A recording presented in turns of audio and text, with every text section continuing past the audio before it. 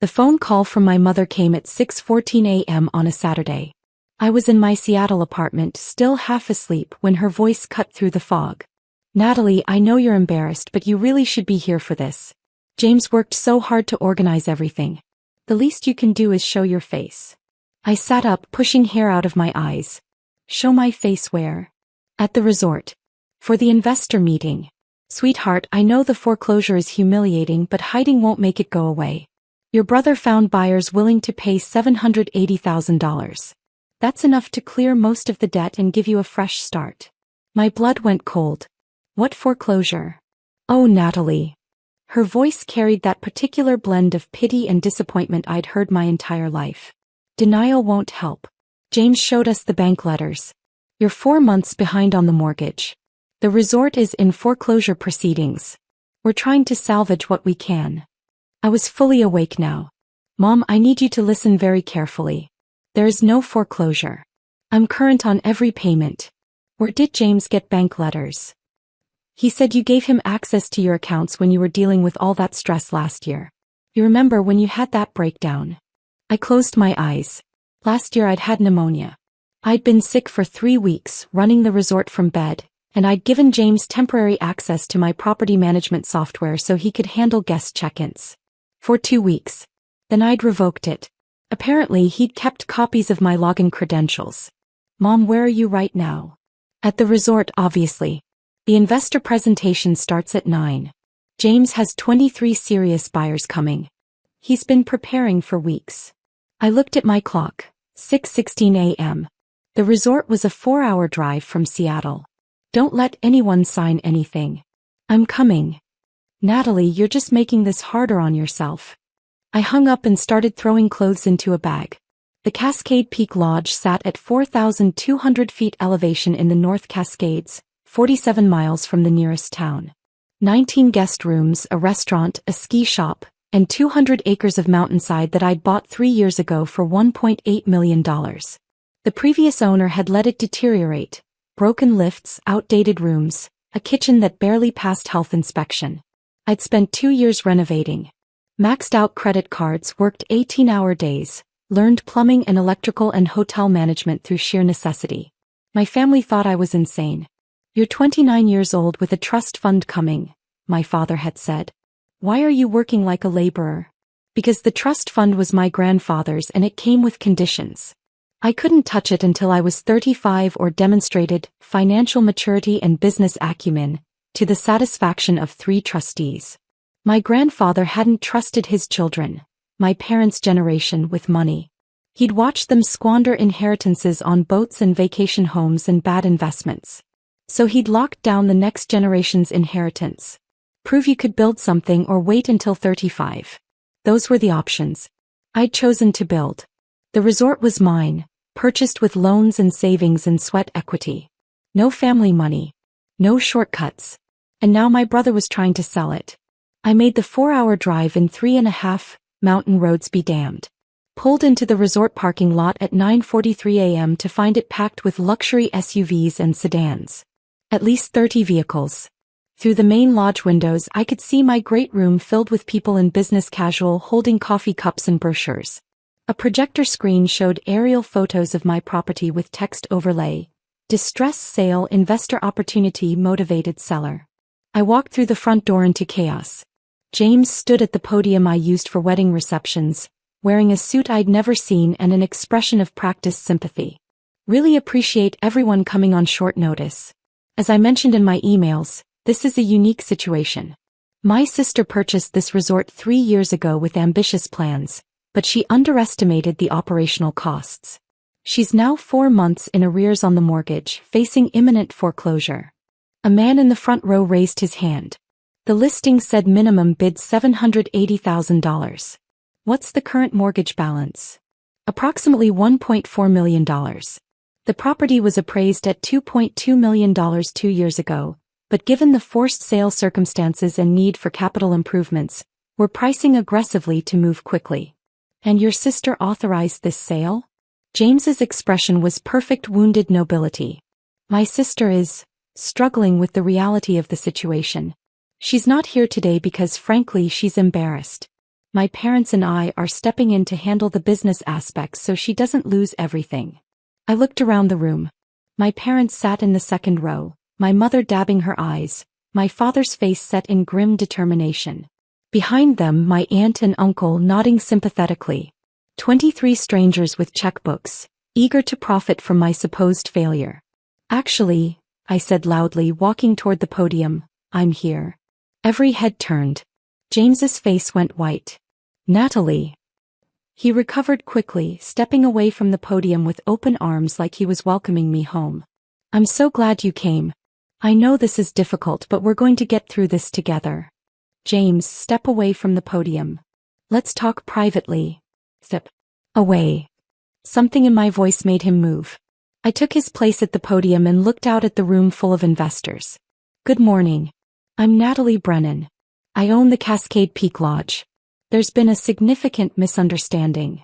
I pulled out my phone and connected it to the projector. This is my mortgage account. My banking app appeared on the screen. Cascade Peak Lodge mortgage account. Balance. $1,387,452. Payment history. A long column of green check marks. Current. As you can see, I'm current on all payments. There's no foreclosure. There's no distress sale. There's no emergency auction. I looked at James. My brother has been lying to you. The room erupted. Investors shouting questions. My mother gasping. James backing away from the podium with his hands up. Natalie, I have the bank letters, James started. Show me. He pulled out his phone, fumbling with it.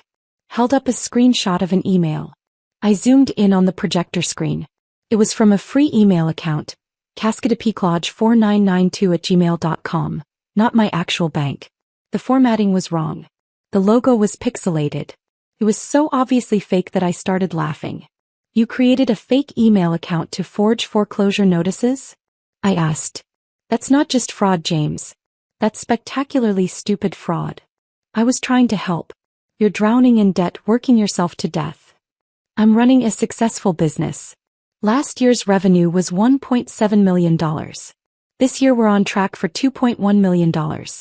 I have a 4.8 star average on TripAdvisor and a 92% occupancy rate. I'm not drowning. I'm thriving. An investor in the third row stood up. So we drove 3 hours for a property that's not actually for sale? I'm very sorry for wasting your time. My brother acted without my knowledge or authority. If anyone incurred expenses getting here, please send me your receipts and I'll reimburse your gas and time. The exodus began immediately. Investors filing out, some shooting angry looks at James, others just shaking their heads at the waste of a Saturday morning. My father stood up. Natalie, we were trying to prevent a catastrophe. James showed us documentation. Fake documentation. Dad, did you call me? Did you ask to see my actual bank statements? Did anyone verify that I was actually in foreclosure before planning to auction my property? Silence. You assumed I was failing because that fit your narrative. The narrative that I was irresponsible for buying this place. That I was in over my head. That I should have just waited for the trust fund like a sensible person. My mother's voice was small. We were worried about you. No. You were waiting for me to fail so you could feel vindicated. I looked at James. And you saw an opportunity to profit from it. That's not true. I was going to split the proceeds with you. After taking your commission as the broker? After positioning yourself as the savior who rescued your incompetent sister? How much were you planning to make off this, James? His face reddened. You don't understand what it's like. You got Grandpa's favorite. You got the one who believed in you. Some of us had to watch you be the golden grandchild. Grandpa gave all of us the same trust fund terms. Prove you can build something or wait until 35. You chose to wait. I chose to build. That's not favoritism. That's choices. The great room was almost empty now. Just family. Just the people who were supposed to support me standing in my lodge, caught in the wreckage of their assumptions. Then the front door opened. 3 people walked in. 2 men and 1 woman, all in expensive suits. I recognized the woman immediately. Patricia Kovacs, one of my grandfather's trust fund executors.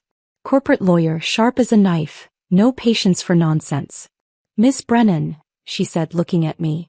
I apologize for the intrusion. We tried calling but your phone went to voicemail. I pulled out my phone. 5 missed calls from a number I didn't recognize. What's wrong? I asked. Did something happen with the trust? On the contrary.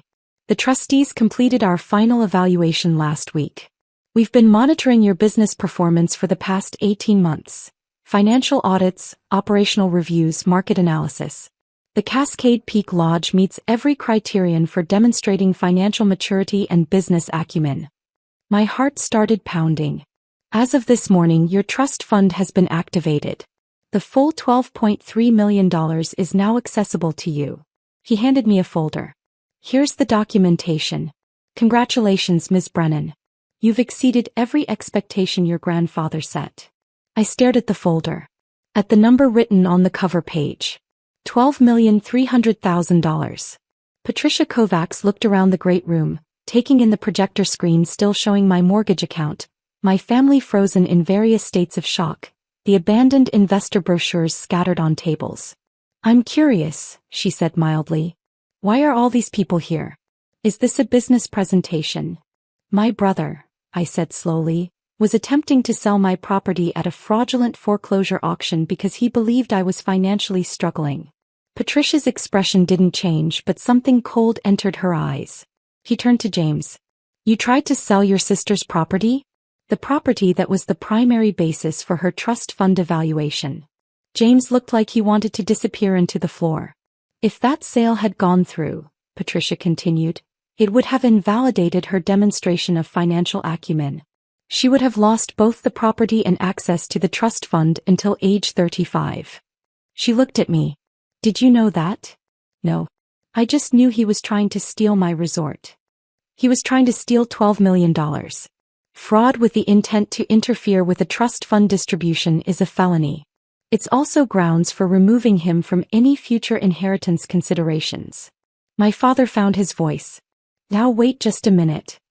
Mr. Brennan, I've known your family for 20 years. Your father wrote this trust specifically because he watched your generation waste every dollar that came to you. He wanted his grandchildren to learn the value of building something. Your daughter built a successful mountain resort from scratch. Your son tried to destroy it so he could profit from the wreckage. Patricia's voice could have cut glass.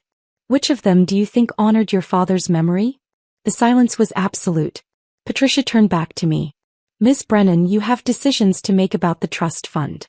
Investment strategies, tax planning, estate considerations.